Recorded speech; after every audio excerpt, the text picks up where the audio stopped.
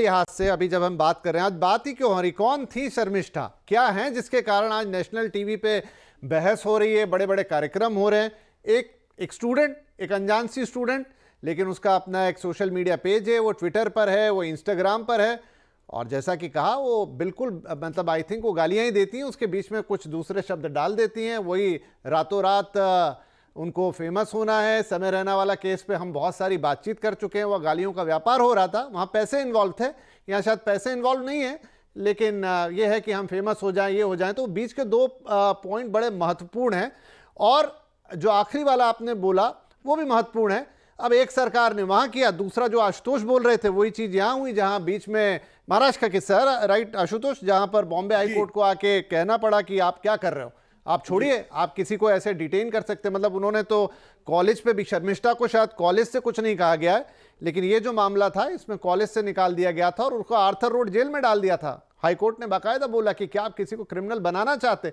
तो हर तरफ उसके राजनीतिकरण होने में देर नहीं लगती है, लेकिन इसीलिए मैंने कहा बीच के दो बिंदु बहुत महत्वपूर्ण है, क्योंकि सारा किस्सा ही वहीं से उठ रहा है कि आप सोशल मीडिया पे जाके चाहे पैसे कमाने के लिए, चाहे फिर आप अपनी रातों रात एक फेमस होने के लिए कुछ भी करेंगे, कुछ भी मतलब कुछ भी, चलिए नाच गाना कर रहे हैं, बेहूदी कॉमेडी कर रहे हैं, लेकिन शर्मिष्ठा वाला मामला, रैना वाला मामला, ये तो हदें पार कर रहा है। और इसके लिए क्या कोई नियम कानून कायदा है? नहीं है। तो फिर बहुत मुश्किल होगी, फिर ऐसी घटनाएं आपको रोज मिलेगी, उसमें राजनीति भी होगी, सब कुछ होगा। खैर, एक एक करके सबके विचार। प्रेम कुमार जी, अब आपका विचार। विचारों से मैं ये जा रहा हूं कि सब अपनी बातें रख रहे हैं और उसी में से हमारे लिए अगली बात निकल रही है। जी जी जी भट्ट जी, देखिए, बात जो शुरू की जानी चाहिए, चर्चा होनी चाहिए। आज हमें दिख रहा है कि सब्जेक्ट एक बच्ची है, और लेकिन मुझे लगता है कि सब्जेक्ट बच्ची नहीं है। सब्जेक्ट बच्ची को सपोर्ट करने वाला और बच्ची के विरोध में खड़ा, वो जो दो ध्रुव है, सब्जेक्ट वो है। भाई, ठीक है, बच्ची मासूम है, या कोई लक्ष्मण रेखा तय नहीं है, क्या बोले कितना बोले, और हाई कोर्ट का निर्णय भी है, एक वक्तव्य भी है कि उनका करियर बर्बाद हो सकता है, ये सारी बातें ठीक है। लेकिन देश भर में ऐसे ऐसी मासूम बच्चियों का, कम उम्र के बच्चों का, और शोषण के अनगिनत उदाहरण रोज होते हैं, लेकिन उस पर ऐसी वैचारिकी तो नहीं होती जो अभी हो रही है और चल रही है, द्वंद्व चल रहा है। तो इस आलोक में हम देखें तो ऐसा नहीं है कि एक बच्ची ने पैगंबर मोहम्मद पर कह दिया तो कानून एक्शन लेने लगा, तो वो हो गया तुष्टीकरण की, वो मुसलमानों को खुश करने के लिए किया जा रहा है। अगर ऐसा है तो भारतीय जनता पार्टी ने भी कभी अपनी ही प्रवक्ता को फ्रिंज एलिमेंट क्यों बोला था, क्यों एक्शन लिया था?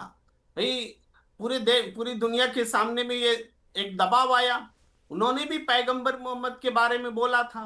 तो राजनीति केवल ऐसा नहीं है कि ममता बनर्जी के एंगल से हो रही। भाई, राजनीति तो मोदी जी के भी एंगल से और बीजेपी के भी एंगल से हो रही है। तो ये दोनों स्थितियां हैं। इसमें जो स्वतंत्रता की बात है कि हमारी अभिव्यक्ति जिंदा रहे, लेकिन अभिव्यक्ति के साथ भी अब वो लिमिट आया कि अभिव्यक्ति नफरत फैलाने को अभिव्यक्ति थोड़े बोलेंगे, या फिर ऐसी बात। अब जैसे हमने माफी मांग ली, तो माफी मांग ली, तो अभी अभी सुप्रीम कोर्ट ने कहा ना विजय शाह वो मामले में कि आपकी माफी हम नहीं मानते। किसकी माफी मान ली जाए और किसकी नहीं मानी मानी जाए, ये भी महत्वपूर्ण बात है। तो एक बच्ची जो गलत कर रही है, तो हम मानते हैं कि जेल भेजा जा रहा है, तो ये अन्याय हो रहा है। तो जेल भेजा जाना क्या अन्याय है? तो जेल में तो बहुत सारे लोग बिना बिना मुकदमों के, बिना ट्रायल के सड़ रहे हैं, उसके अन्याय पर कोई क्यों नहीं बोल रहा है? तो इसलिए कि उनके साथ कोई वैचारिकी नहीं जुड़ी है, और इसके साथ में इस केस में वैचारिकी जुड़ी है, क्योंकि इन्होंने जो कमेंट किया है उसमें एक वर्ग है, धर्म है, और दूसरा वर्ग कौन कौन लोग सपोर्ट में खड़े हैं? वो सारे वो लोग सपोर्ट में खड़े हैं जो अक्सर उनका जो टाइमलाइन देखेंगे बोलने का, लिखने का, तो वो सब एक धर्म के प्रति उग्र भाव पैदा करता है, एक धर्म के प्रति नफरत पैदा करता है। तो मेरे ख्याल से सब्जेक्ट लड़की से ज्यादा वो लोग हैं जो कि इसको सब्जेक्ट लड़की को बनाए हुए हैं। जी भट्ट जी। जी, मैं इसमें फिर अपनी एक राय जोड़ता हूं। ठीक है, आपकी आगे पीछे की दोनों बातें ठीक है, वो तो राजनीति हो रही है और हर तरफ से राजनीति होती है, लेकिन आपने कहा कि एक मासूम लड़की और उसके चारों तरफ, तो उस मासूम लड़की के लाखों फॉलोअर्स हैं और हो गए हैं, और उस मासूम लड़की को और कई मासूम देखते हैं सर। ठीक है, और वो जो बोल रही है, जो सुन रही है, जो कह रही है, वो और बच्चे फॉलो करते हैं। अब मैं वह हम लोग यहां पर उस डिबेट में उसके विश्लेषण में तो नहीं जा सकते, लेकिन बात सिर्फ इतनी सी नहीं है। आप लोग राजनीति में उतर गए कि एक सरकार ने ये कहा, एक तरफ की गिरफ्तारी हो गई, कौन उसके पक्ष में खड़ा है, कौन उसके पक्ष में नहीं खड़ा है, वो सारी बातें और 4 दिन बाद सब भूल जाने वाले हैं। लेकिन ऐसे हजारों उदाहरण भरे पड़े हैं, ऐसी और कई शर्मिष्ठाएं होंगी जिनको ये बोलना है। अब वो आप उसे अभिव्यक्ति की आजादी माने ना माने, लेकिन एक प्लेटफॉर्म ऐसा मिला हुआ है जहां पर कोई आगा पीछा नहीं है।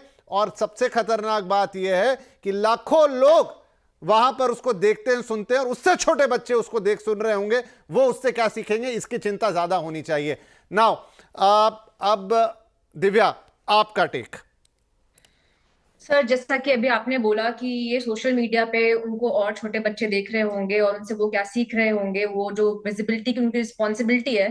डेफिनेटली जब आप एक प्लेटफॉर्म पे हैं, सोशल मीडिया प्लेटफॉर्म पे हैं, आपके पास पावर है इन्फ्लुएंस करने की, और विजिबिलिटी के साथ एक रिस्पॉन्सिबिलिटी आती है। लेकिन यहाँ ये भी एक सवाल है कि क्या जो शर्मिष्ठा ने पोस्ट किया, जो उन्होंने ऑफेंसिव लैंग्वेज यूज की, वो कंट्रोवर्शियल है, ऑफेंसिव है, या अनलॉफुल है। हमें यहाँ पे एक लाइन ड्रॉ करनी पड़ेगी और हमें यहाँ देखना पड़ेगा कि क्या हर एक चीज जो हमारे कानों को अच्छी नहीं लगती या जो एक कंट्रोवर्शियल ओपिनियन है, क्या वो अनलॉफुल कैटेगरी में आता है। क्या लॉ का ये जो रिकोर्स लिया गया है, जो प्रोपोर्शनैलिटी, जो एक्शन गवर्नमेंट ने, पुलिस ने लिए हैं, क्या ये हमारे freedom of speech and expression को कर्ब करने के लिए वो जस्टिफाइबल है या नहीं है। क्योंकि फ्रीडम ऑफ स्पीच जो है वो हमारा एक मौलिक अधिकार है और बहुत ही ज्यादा इंपॉर्टेंट मौलिक अधिकार है। इसको कर्ब करने के लिए रीजनेबल रिस्ट्रिक्शंस लॉ में ही दिए हुए हैं। आर्टिकल 19 सब क्लॉज 2 में बड़े सारे पैरामीटर्स हैं जिनको मद्देनजर रखते हुए हम ये फ्रीडम ऑफ स्पीच एक्सरसाइज कर सकते हैं।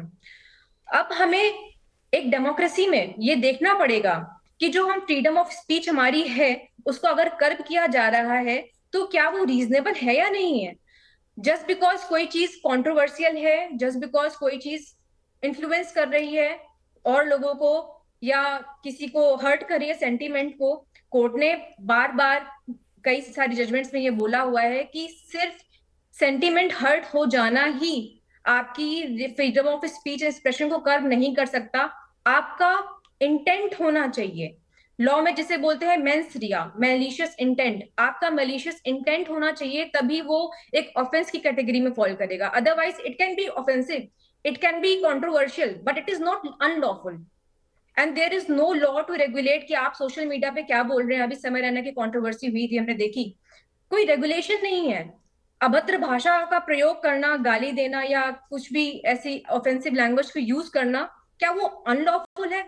क्या वो इतनी एग्रेवेटेड है? क्या उसकी ग्रेविटी इतनी ज्यादा है कि जो एक्शंस लिए गए हैं एक लॉ स्टूडेंट को जिसने अनकंडीशनल अपॉलॉजी इशू कर दी है, क्या वो जस्टिफिएबल है या नहीं है? अगर लॉ के पर्सपेक्टिव से देखा जाए तो मेरे लिए ये मुद्दे हैं, मेरे लिए ये जानना जरूरी है कि एक डेमोक्रेसी में जो ये हो रहा है, जो ये एक्शन है, अगर इसमें से पॉलिटिकल चीज को बाहर निकाल दे, पॉलिटिकल इन्फ्लुएंसेस को, पॉलिटिकल प्रेशर को बाहर निकाल दिया जाए, तो इस वक्त सबसे प्रेसिंग तो ये सवाल है कि क्या ये जस्टिफिएबल एक्शन है एक बच्ची के लिए जो लॉ स्टूडेंट है, लॉ स्कूल में पढ़ रही है, जिसने ऑफेंसिव कंट्रोवर्शियल स्टेटमेंट्स और ओपिनियंस दिए लेकिन अनकंडीशनल अपॉलॉजी भी इशू करी, और क्या वो अपने आप में एक ऑफेंस क्रिएट करते हैं या नहीं करते हैं। ये भी एक मुद्दा है जो हमें एज अ सोसाइटी एड्रेस करना चाहिए। एक सेंटीमेंट कब हर्ट हो रहा है, या वो सेंटीमेंट हर्ट हो रहा है, या एक फ्रजाइल ईगो हर्ट हो रही है, या हमारे ओपिनियंस हम सुन नहीं सकते। हर वक्त जो कम्युनल चल रहा है माहौल देश में, दोनों पक्षों के लिए कुछ ना कुछ कंट्रोवर्शियल स्टेटमेंट्स बोले जाते हैं हर तरफ से। तो क्या हमारी सेंसिटिविटी इतनी कम हो चुकी है कि हम कुछ सुनना ही नहीं चाहते हैं? क्या हम सुनना नहीं चाहते तो इसलिए हम लोगों के मुंह ही बंद कर देंगे? क्या ये जस्टिफाइड है या नहीं है? ये भी सवाल हमें पूछने चाहिए अपने आप से कि एज अ सोसाइटी हमारा टॉलरेंस लेवल कहाँ जा रहा है। और हमें ये भी सवाल पूछना चाहिए कि एज अ सोसाइटी, जब हमारे पास आज की डेट में सोशल मीडिया है, हमारे पास पावर है, हर दूसरा इंसान इन्फ्लुएंसर बनना चाहता है, तो उनपे क्या रिस्पॉन्सिबिलिटी होनी चाहिए समाज की तरफ से, लॉ की तरफ से? ये भी बड़े मुद्दे हैं जो हमें जानना बहुत जरूरी है इस मुद्दे को पूरी तरीके से समझने के लिए। तो दिव्या, एक छोटी सी बात मैं इसमें जी बोलूँगा, आपने बहुत अच्छा बोला, लेकिन जो सोशल मीडिया है, या फॉर एग्जांपल ये भी मीडिया है जिस पे आप बैठी हैं, जी ठीक है, यहाँ पर आप जो भी शब्द बोल रही हैं वो बहुत सोच समझ के बोल रही हैं। हालांकि थोड़ी देर पहले हर्षवर्धन जी ने कहा कि अब तो यहाँ पर भी हदें पार होने लगी हैं, लेकिन फिर भी यहाँ जब हदें पार होती हैं तो उस पर तुरंत घंटी बजती है। लेकिन सोशल मीडिया में ऐसी कोई बाउंड्री नहीं है, और यकीन मानिए, आप इसे आज इग्नोर कर दीजिए तो कर दीजिए, लेकिन जितना वो आपके समाज को आज इन्फ्लुएंस कर रहा है, और समाज कौन है?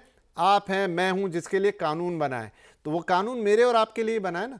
और अगर वो मेरे और आपको, अभी मैं उनके धार्मिक सेंटिमेंट या उस पर नहीं जा रहा, वो तो मामला कंट्रोवर्सी में चला गया, लेकिन कोई भी व्यक्ति, कोई शर्मिष्ठा, कोई समय रहना अपने किसी पर्सनल फायदे के लिए, पैसों के लिए, या फिर अपनी लोकप्रियता के लिए अगर किसी भी हद तक जा रहा है और वो समाज को इन्फ्लुएंस कर रही है, और अगर उसके लिए कानून में कोई प्रावधान नहीं है, तो फिर आपको कानून पे विचार करना चाहिए।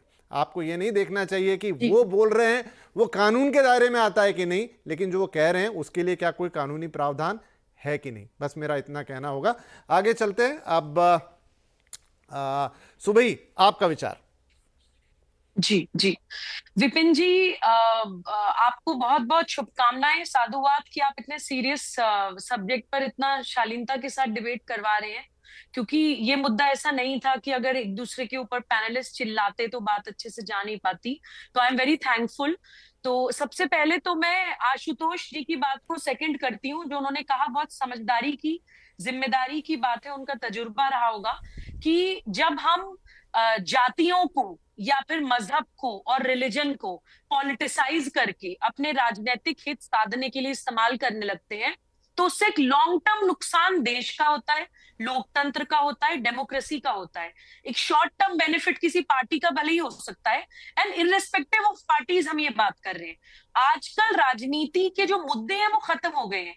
किसी पॉलिटिकल पार्टी के पास कोई रियल मुद्दा नहीं बचा है।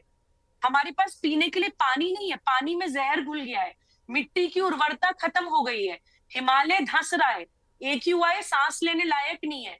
भारत के भविष्य बच्चों के लिए देश की प्रकृति क्लाइमेटिक इमरजेंसी से जूझ रहा है देश, लेकिन किसी पॉलिटिकल पार्टी को इसमें इंटरेस्ट नहीं है। सब जातियों में और पंथ और मजहब में एक दूसरे को लड़वाने में बिजी है।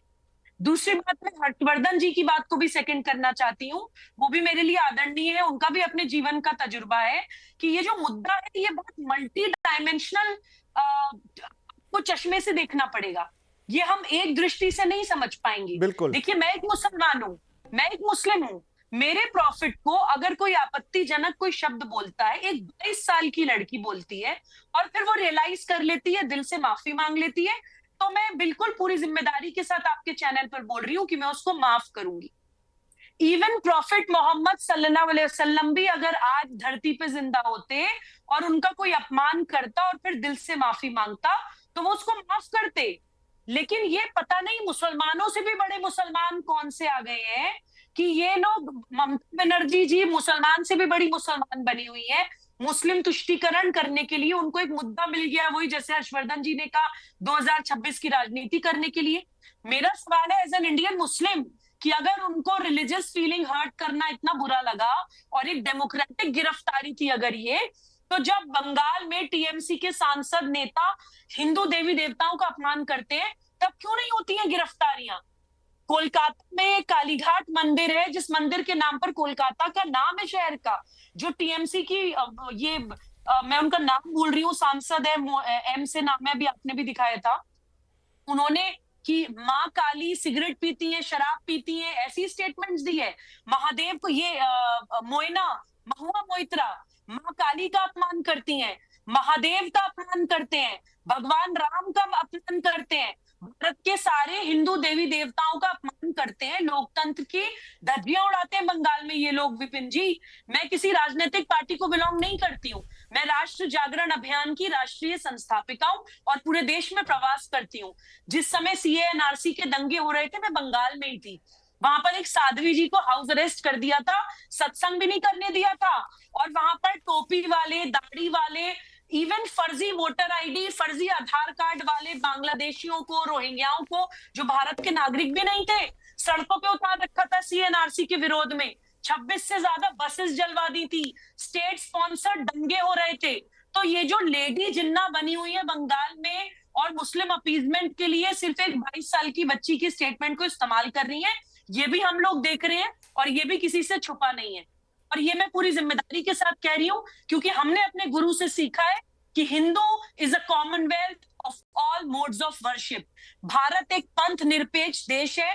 कश्मीर से कन्याकुमारी तक हजारों देवी देवता है हमारे देश में और सबका सम्मान है। भारत में अगर प्रॉफिट मोहम्मद का अपमान नहीं हो सकता, तो भारत में भगवान राम का भी अपमान नहीं हो सकता, भारत में महादेव का भी अपमान नहीं हो सकता, माँ काली का भी अपमान नहीं हो सकता। ये जो one sided selective outreach, selective राजनीति, सेलेक्टिव लॉ एंड ऑर्डर का इस्तेमाल आप लोग कर रहे हैं, इसको करना बंद करिए, because you are dealing with youth. 60% Bharat की जनता युवा है। अगर आप उनको ऐसे इस्तेमाल करेंगे तो कल को ये समस्या फ्रैंकेस्टाइन बन के आपके सामने आएगी और आप इसको संभाल नहीं पाएंगे। जी ठीक है, आपने शुरुआत बहुत अच्छी की सुबुही, लेकिन अंत में थोड़ी राजनीतिक हो गई। वो तो हम मान ही रहे हैं शुरू से कि इसमें मुद्दे का राजनीतिकरण हो गया है।